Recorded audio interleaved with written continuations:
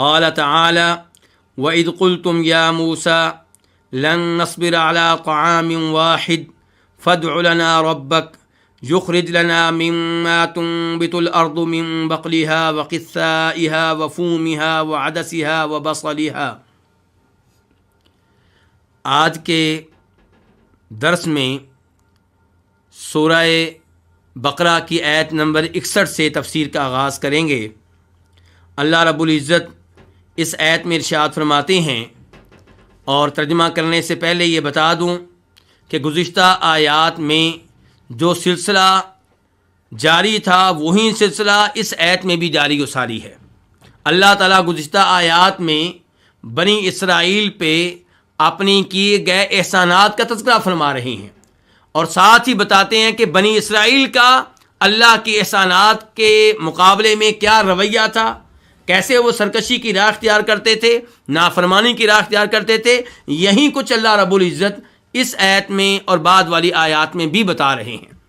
تو اللہ تعالیٰ کہتے ہیں، اور یاد کرو اس وقت کو جب تم نے کہا اے موسیٰ ہم ہرگز صبر نہیں کریں گے ایک ہی کھانے پہ، تو آپ دعا کریں ہمارے لیے اپنے رب سے کہ وہ نکالے ہمارے لیے اس میں سے جو زمین اگاتی ہے، زمین کی سبزیوں میں سے، زمین کی ککڑیوں میں سے، زمین کی گندم میں سے، زمین کی مسور میں سے، زمین کے پیاز میں سے۔ قال اتستبدلون الذی هو ادنی بالذی هو خیر، تو اس نے کہا کیا تم اس چیز کے بدلے میں جو بہتر ہے اس چیز کو مانگ رہے ہو جو حقیر ہے، جو ہلکی ہے۔ اہبطوا مصرا فإن لکم ما سألتم، کسی بھی شہر میں تم اتر جاؤ پس بے شک تمہارے لیے وہ ہوگا جس کا تم نے مطالبہ کیا ہے، جس کا تم نے سوال کیا ہے۔ وضربت علیہم الذلۃ والمسکنہ، اور ان پہ ذلت اور مسکینی و فقیری ڈال دی گئی۔ وباءوا بغضب من اللہ، اور وہ اللہ کی طرف سے بہت بڑا غضب لے کر واپس آئے، یہ اس وجہ سے کہ وہ اللہ کی آیتوں کے ساتھ کفر کیا کرتے تھے اور نبیوں کو ناحق قتل کیا کرتے تھے۔ ذالک بما عصوا وکانوا یعتدون، یہ اس لیے کہ انہوں نے نافرمانی کی اور وہ حد سے تجاوز کیا کرتے تھے۔ یہ آیت نمبر 61 کا آسان ترجمہ تھا۔ اب ہم اس آیت کے الفاظ اور مفردات کی طرف آتے ہیں۔ اذ کا معنی کیا ہے؟ جب، ظرف ہے۔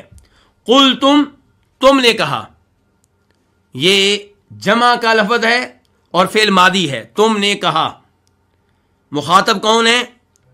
بنی اسرائیل۔ تم نے کہا یا موسیٰ، اے موسیٰ، لن نصبرا، لن نفی کے لیے آتا ہے بلکہ نفی کی تاکید کے لیے آتا ہے کہ ہم قطعاً صبر نہیں کریں گے، ہرگز صبر نہیں کریں گے۔ نصبر فعل مضارع ہے اور جمع کے لیے ہے، جمع متکلم، کہ ہم ہرگز صبر نہیں کریں گے علی طعام واحد، ایک ہی قسم کے کھانے پہ۔ طعام کھانے والی چیز کو کہتے ہیں، وہ کوئی بھی ہو، تو واحد اس کی صفت ہے کہ ایک ہی قسم کا کھانا۔ فدعو، فا کا معنی کیا ہے؟ پس، ادعو یہ فعل امر ہے اور واحد کے لیے، ایک آدمی کے لیے ہے۔ مخاطب کون ہے؟ موسیٰ علیہ السلام۔ موسیٰ علیہ السلام سے بنی اسرائیل کہہ رہے ہیں ادعو، کہ اے موسیٰ آپ دعا کریں، لنا ہماری خاطر، ہمارے لیے۔ کس سے دعا کریں؟ ربا کا، اپنے رب سے۔ یخرج، کہ وہ نکالے، کون نکالے؟ اللہ تعالیٰ، تمہارا رب نکالے۔ یخرج فعل مضارع ہے اور واحد کے لیے ہے، فاعل کون ہے؟ اللہ تعالیٰ۔ یخرج کہ اللہ تعالیٰ نکالے، لنا ہمارے لیے، ہماری خاطر، مما اس میں سے۔ مما اصل میں کیا تھا؟ من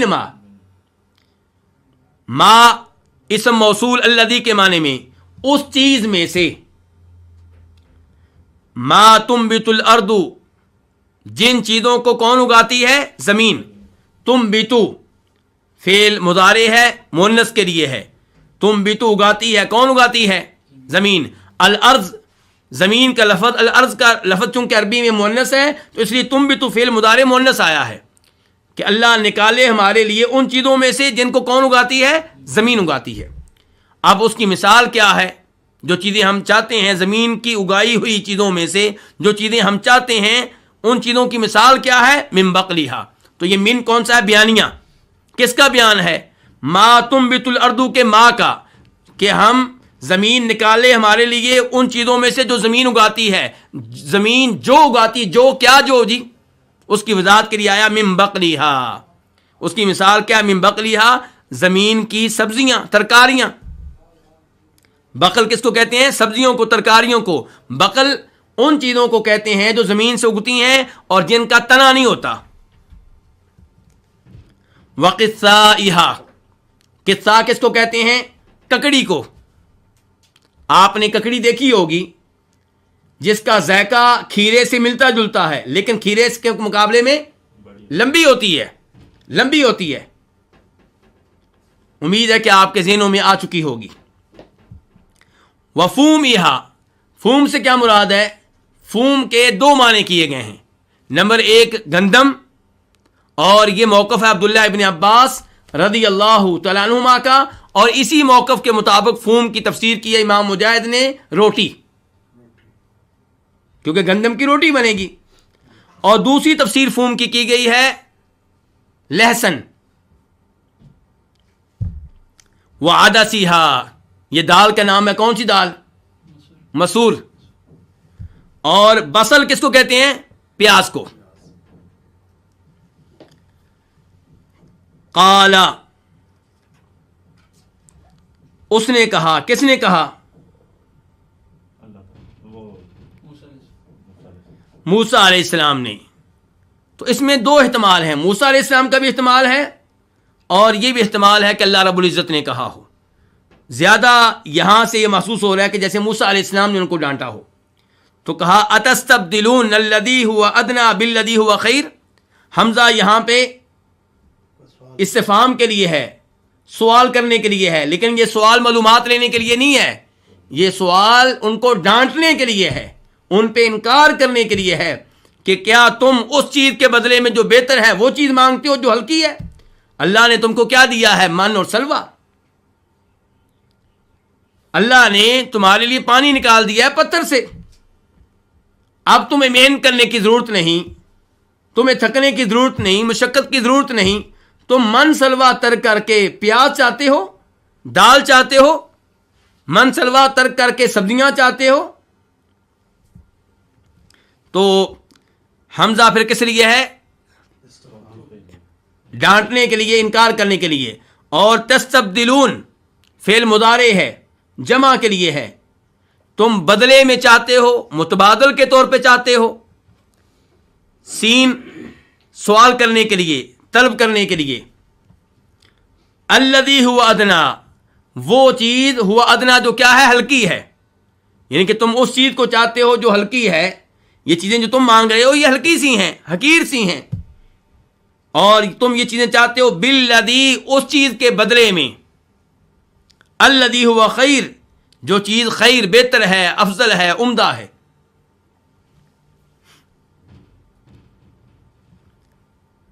اہبتو، کیا میں نے اس کا؟ یہ بھی فعل امر ہے، تم اتر جاؤ. مصرن، شہر. مصر کی جمع کیا؟ امصار. مصر سے مراد یہاں پہ ملک مصر نہیں ہے. ملک مصر ہوتا تو لفظ کیا ہوتا؟ اہبتو مصرا، یعنی کہ پھر تنوین نہیں آنی تھی.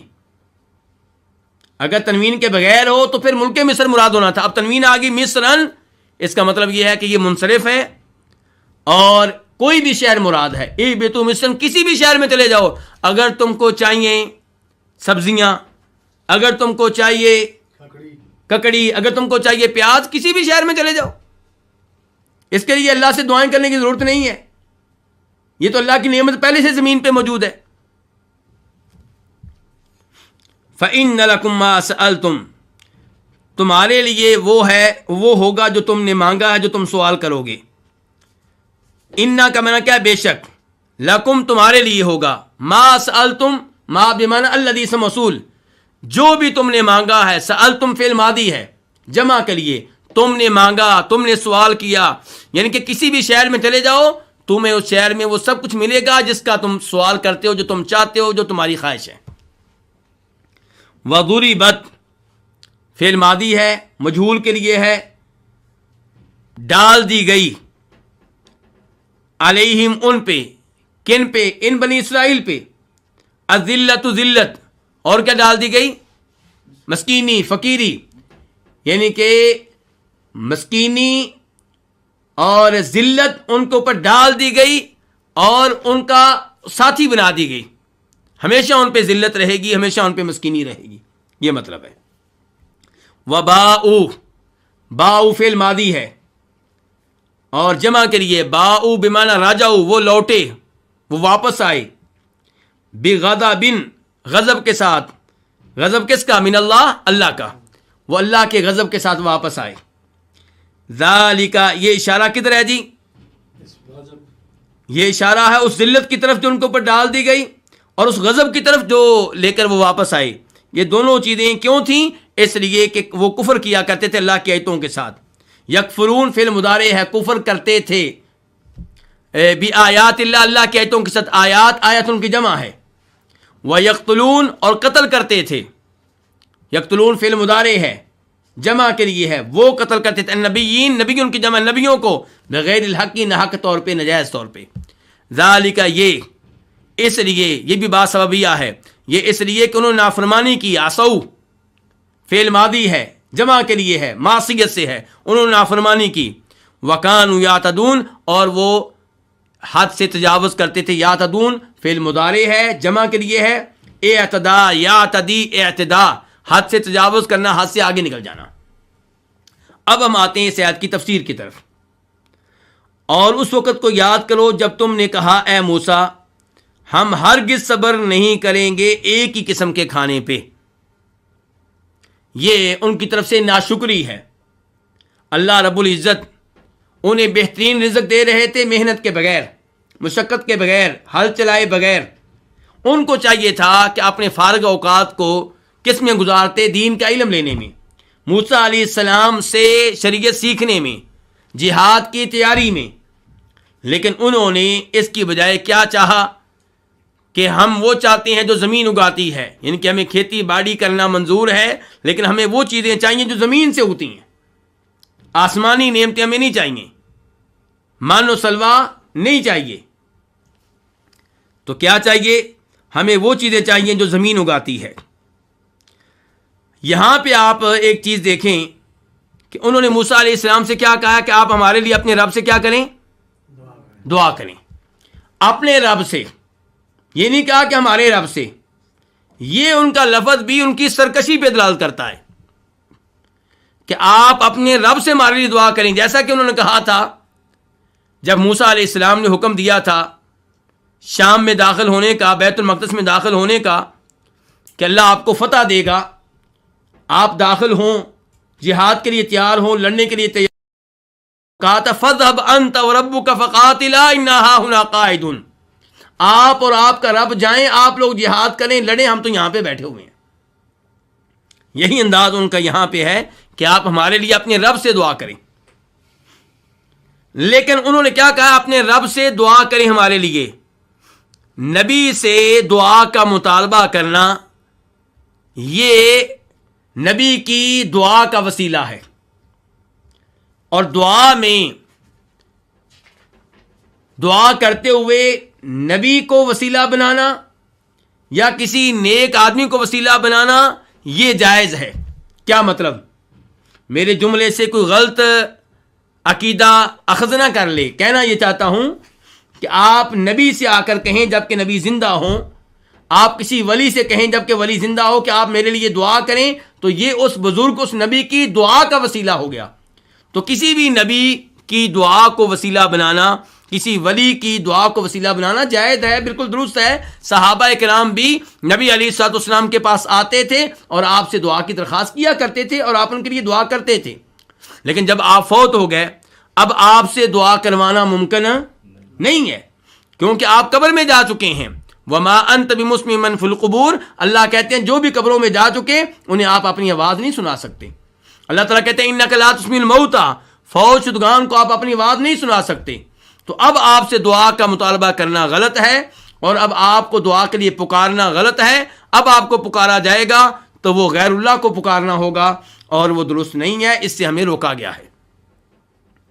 تو زندہ نبی سے دعا کروانا بالکل ٹھیک ہے، اور یہاں پہ بنی اسرائیل نے یہی طریقہ اختیار کیا ہے کہ آپ ہمارے لیے اپنے رب سے دعا کریں کہ یخرج لنا، کہ وہ ہمارے لیے نکالے۔ کیا نکالے؟ ان چیزوں میں سے نکالے جو زمین اگاتی ہے، اور اس کی مثالیں بھی انہوں نے دی، من بقلیہا، سبزیاں، وقثائہا، ککڑی، وفومیہا، گندم وغیرہ، وعدسیہا، مسور کی دال، وبصلیہا، اور پیاز، اور بقلیہا، قثائہا، یہ ضمیر کدھر جا رہی ہے؟ زمین کی طرف، الارض کی طرف، اس لیے یہ ضمیر مؤنث آئی ہے، الارض کا لفظ عربی میں مؤنث ہے۔ قال، تو اس نے کہا، اتستبدلون، کیا تم اس چیز کو ہوا ادنا، جو ہلکی ہے، اس چیز کے بدلے میں چاہتے ہو جو عمدہ ہے؟ یہ مطالبہ بھی ان کی سرکشی پہ دلالت کرتا ہے۔ تو اللہ تعالیٰ نے اور موسیٰ علیہ السلام نے ان کو شرم دلائی کہ اللہ نے تمہیں عمدہ چیزیں دی ہیں، تم ان کے بدلے میں ہلکی چیزیں مانگ رہے ہو، تمہاری دعا یہ غلط ہے، تمہارا یہ مطالبہ غلط ہے۔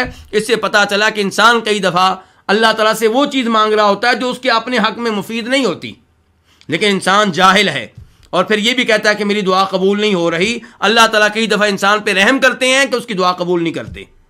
یہاں پہ ان کی دعا بھی قبول نہیں ہوئی۔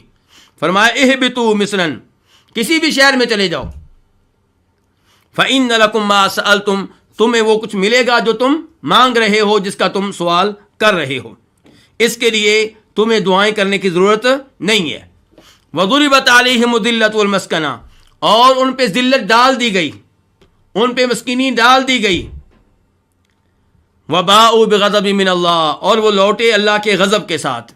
اس سے پتہ چلا کہ اللہ کی صفات میں سے ایک صفت کیا ہے کہ اللہ کسی نہ کسی پہ غضب کرتا ہے، ناراض ہو جاتا ہے۔ جیسے اللہ کئی بندوں پہ راضی ہوتا ہے، کئی لوگوں سے محبت کرتا ہے، ایسے اللہ تعالیٰ کئی لوگوں پہ ناراض ہوتا ہے۔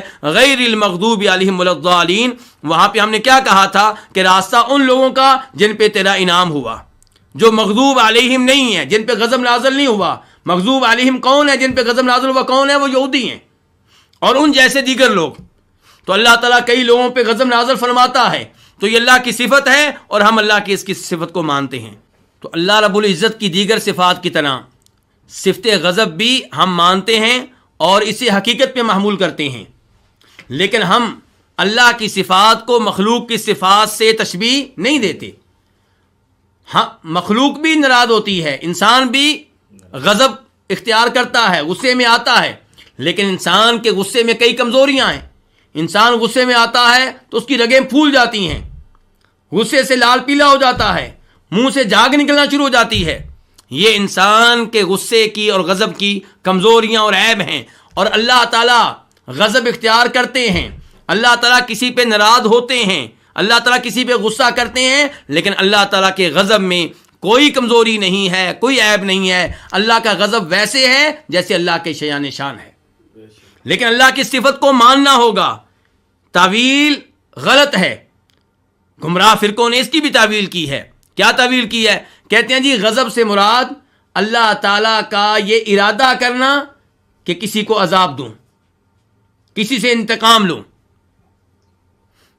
یعنی کہ اللہ تعالیٰ کا ارادہ کرنا کہ کسی کو عذاب دوں، یہ مان لیا، یہ ماننے کے لیے تیار نہیں کہ اللہ تعالیٰ غضب کرتا ہے، اللہ تعالیٰ کسی پہ ناراض ہوتا ہے، اللہ تعالیٰ کسی پہ غصہ کرتا ہے، جبکہ یہ صفت قرآن و حدیث سے ثابت ہے، بار بار ثابت ہے۔ مثال کے طور پہ اللہ تعالیٰ فرماتے ہیں سورہ طٰہٰ میں، کلوا من طیبات ما رزقناکم ولا تطغوا فیہ فیحل علیکم غضبی ومن یحلل علیہ غضبی فقد ھویٰ۔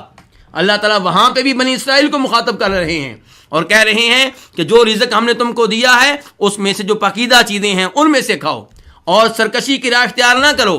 سرکشی کی راہ اختیار کرو گے تو تم پہ میرا غضب نازل ہوگا، اور جس پہ میرا غضب نازل ہوا وہ ہلاک ہو گیا۔ اور حدیث بخاری شریف کی حدیث ہے، شفاعت والی وہ لمبی حدیث، اس میں یہ آتا ہے کہ لوگ جب میدان حشر میں ہوں گے، گرمی میں ہوں گے، دھوپ میں ہوں گے، پسینے میں ڈوبے ہوئے ہوں گے، صورتحال ناقابل برداشت ہو جائے گی، تو پھر مختلف انبیاء کرام علیہم الصلوۃ والسلام سے شفاعت کے لیے رابطہ کریں گے. ہر نبی عبادت کرے گا اور ہر نبی یہ کہے گا ان ربی قد غضب اليوم غضبا لم يغضب قبله مثلا ولن يغضب بعده مثلا، کہ میرا رب آج غصے میں ہے. لفظ کیا جی؟ آج غصے میں ہے. اتنے غصے میں پہلے کبھی نہیں ہوا اور نہ اتنے غصے میں بعد میں کبھی ہوگا. اس سے پتا چلا کہ غضب اللہ کی صفات میں سے ایک صفت ہے اور یہ اللہ کی فعلی صفت ہے. اللہ جب چاہتا ہے، جس پہ چاہتا ہے غضب کرتا ہے، ناراض ہوتا ہے، اور جب اللہ تعالیٰ چاہتا ہے ناراض نہیں ہوتا. تو اللہ تعالیٰ کی ان صفات پہ ایمان لانا چاہیے. اللہ تعالیٰ کی ان صفات سے ہم اللہ کے قریب ہوتے ہیں جب عقیدہ صحیح ہو. جس کا عقیدہ صحیح ہوگا کہ اللہ سنتا ہے، وہ گفتگو کرتے ہوئے ڈرے گا کہ میرا یہ جملہ کہیں ایسا نہ ہو جسے سن کے رب ناراض ہو جائے. جس کا عقیدہ ہوگا کہ اللہ رب العزت کلام کرتا ہے تو وہ قرآن کریم محبت سے پڑھے گا میرے رب کا کلام ہے. اور جو کلام کی تعویل کرتا ہوگا اس کا نظریہ یہ ہوگا کہ یہ معنی اللہ کی طرف سے ہیں، مفہوم اللہ کی طرف سے ہے، اور اللہ تو کلام کرتے ہیں تو کلام نفسی ہوتی ہے، اس کے حروف نہیں ہوتے، اس کی آواز نہیں ہوتی. اس کا مطلب یہ ہے کہ آواز پھر کسی اور کی ہے، جبریل علیہ السلام کی ہے، کسی اور کی ہے. جبکہ ہمارا عقیدہ ٹھیک ہے اور ہم پڑھتے ہوئے الحمدللہ لطف لیتے ہیں کہ یہ ایک ایک لفظ، ایک ایک حرف میرے رب کا کلام ہے. صحیح عقیدہ ہوگا تو آپ کو پتا ہوگا کہ اللہ کئی کاموں پہ ناراض ہوتا ہے. پھر آپ معلومات لیں گے کن کن کاموں پہ اللہ ناراض ہوتا ہے، آپ ان کاموں سے دور رہنے کی کوشش کریں گے. صحیح عقیدہ انسان کو اللہ کے قریب کرتا ہے. صحیح عقیدہ انسان کو نیک اعمال بجا لانے کی ترغیب دیتا ہے. صحیح عقیدہ انسان کو حرام کردہ کاموں سے بچاتا ہے. تو بہرحال اللہ کی اس صفت پہ ہمارا ایمان ہے کہ وباء وہ لوٹے بغضب من اللہ، اللہ کے غضب کے ساتھ. یعنی کہ ان کا انجام کیا ہوا کہ اللہ ان کے اوپر ناراض ہو گئے. ذالک، اب سوال یہ پیدا ہوتا ہے کہ اللہ کیوں ناراض ہوئے، سبب کیا ہے، یہ کیوں ہوا؟ اللہ نے دو سزائیں ذکر کی ان کی. نمبر ایک کہ ان پہ ذلت ڈال دی گئی، مسکینی ڈال دی گئی. دوسرے نمبر پہ اللہ کا غضب نازل ہوا. یہ دو سزائیں ان کو کیوں ملی؟ فرمایا ذالک، یہ اس لیے کہ بِأَنَّهُمْ كَانُوا، باسببیہ ہے یہ، اس لیے کہ وہ اللہ کی آیتوں کے ساتھ کفر کرتے تھے اور نبیوں کو ناحق قتل کرتے تھے. اللہ کی آیتوں کے ساتھ کفر کرنا، اللہ کی آیتوں کو ماننے سے انکار کر دینا، اللہ کے آرڈرز کو ماننے سے انکار کر دینا، یہ کیا ہے؟ باطر الحق، حق کو ٹھکرا دینا، حق کو ریجیکٹ کر دینا. اور نبیوں کو قتل کرنا کیا؟ غمط الناس، لوگوں کو حقیر جاننا، اللہ کے ولیوں کو حقیر جاننا، اسی لیے تو قتل کرتے رہے. تو اس کا مطلب یہ ہے کہ بنی اسرائیل تکبر کی انتہا پہ تھے، اللہ کے حکم کو نظر انداز کر دیتے. اور اس کی ایک مثال آپ نے دیکھی ہے. حکم دیا گیا تھا کہ جب تم لوگوں نے داخل ہونا ہے بیت المقدس میں تو کیا کرنا ہے؟ حتہ کہنا ہے، زبان سے حتہ کہنا ہے. انہوں نے کیا کہا؟ حبۃ فی شعرہ، کہنا تھا حتہ کہ اے اللہ ہمیں معاف کر دے، اے اللہ ہم معافی چاہتے ہیں. انہوں نے کیا کہا؟ حبۃ فی شعرہ، کہ ہم چاہتے ہیں کہ بالی میں دانے زیادہ سے زیادہ ہوں. اور ان سے کہا گیا تھا کہ تم نے بیت المقدس میں داخل ہوتے ہوئے خشوع و خضوع اختیار کرنا ہے، سجدہ کرتے ہوئے داخل ہونا ہے. اور حدیث میں آتا ہے، بخاری شریف کی حدیث ہے، وہ کیسے داخل ہوئے تھے؟ اپنے سرینوں کے بل گھسٹتے ہوئے. ان کو حکم دیا گیا تھا کہ سر جھکا کے، پیشانی زمین پہ رکھ کے، اور وہ ایسے داخل ہوئے، یعنی کہ اپنے سرین بالکل الٹ داخل ہوئے. آپ ان کی سرکشی دیکھیں. ذالک بأنہم کانوا یکفرون بآیات اللہ. تو اللہ کا غضب کیوں نازل ہوا؟ اس لیے کہ اللہ کی آیتوں کے ساتھ کفر کرتے تھے. وَيَقْتُلُونَ النَّبِيِّينَ بِغَيْرِ الْحَقِّ، اور نبیوں کو بھی قتل کرتے تھے. اللہ کو سب سے بڑھ کر محبوب بندے کون ہیں؟ انبیاء. اور حدیث قدسی ہے، من عادى لي وليا فقد آذنته بالحرب، جو میرے کسی ولی سے دشمنی رکھے گا وہ مجھ سے اعلان جنگ کر رہا ہے. انہوں نے دشمنی کیا رکھی؟ انہوں نے تو قتل کر دیا. اور ایک دن میں کئی نبیوں کو قتل کرتے رہے. جن نبیوں کو قتل کیا ان ظالموں نے، ان کے ناموں میں زکریا علیہ السلام کا نام بھی آتا ہے، یحییٰ علیہ السلام کا نام بھی آتا ہے۔ کچھ مفسرین اس آیت کی تفسیر میں یہ لکھتے ہیں کہ وہ نبیوں کو قتل کرنے کا ارادہ کرتے تھے، ان کے قتل کرنے میں کامیاب نہیں ہوئے، خواہش ہوتی تھی، ارادہ کرتے تھے، اور یہ تعویل ہے، یہ درست نہیں ہے۔ ان کی رائے یہ ہے کہ نبی کو قتل کرنا ممکن نہیں ہے، جبکہ صحیح بات یہ ہے کہ انہوں نے نبیوں کو قتل کیا، اور اس کے دلائل میں سے ایک دلیل وہ حدیث ہے جسے امام احمد اپنی مسند میں لے کر آئے ہیں، جس میں نبی علیہ السلام ارشاد فرماتے ہیں کہ اللہ کا شدید عذاب نازل ہوگا اس آدمی پہ، اللہ شدید عذاب دیں گے اس آدمی کو جس نے کسی نبی کو قتل کیا یا جس کو کسی نبی نے قتل کیا۔ تو بہرحال یہ نبیوں کو قتل کرتے رہے، اور کیا فرمایا؟ بغیر الحق، نہ حق قتل کرتے رہے۔